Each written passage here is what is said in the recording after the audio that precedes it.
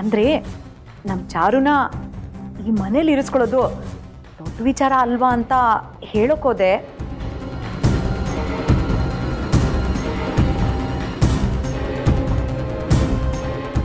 ಮನೆ ತುಂಬಿಸ್ಕೊಳಕ್ಕಂತೂ ನಿಮಗೆ ಮನಸ್ಸಿಲ್ಲ.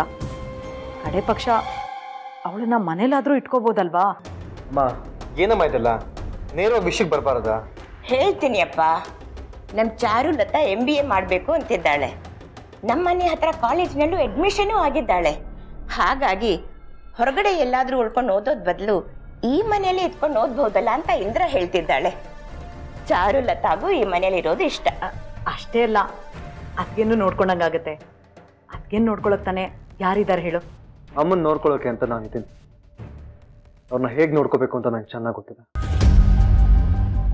ಆದರೂ ಚಾರು ಜೊತೆಗಿದ್ರೆ ಸ್ವಲ್ಪ ಸಹಾಯ ಆಗತ್ತೆ. ಅವಳು ಈ ಮನೇಲಿರೋದು ಅಂದ್ರೆ ಅದ್ಗೆಗೂ ಇಷ್ಟ ಅಲ್ವಾ? ಅದ್ಗೆ ಹೌದಮ್ಮ.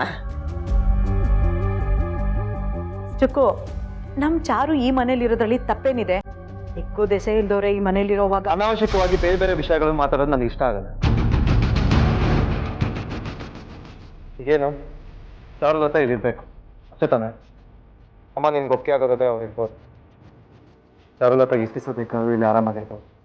ಆಹಾ, ಇದೇ ಮಾತನ್ನ ಕಡೆವರೆಗೂ ಇಲ್ಲೇ ಇರಲಿ ಅಂತ ಬದಲಾಯಿಸಿ ಹೇಳ್ಬಿಟ್ಟಿದ್ದಿದೆ ಎಷ್ಟು ಚೆನ್ನಾಗಿರ್ತಿತ್ತು ಅಲ್ವಾ? ಅದ್ಗೆ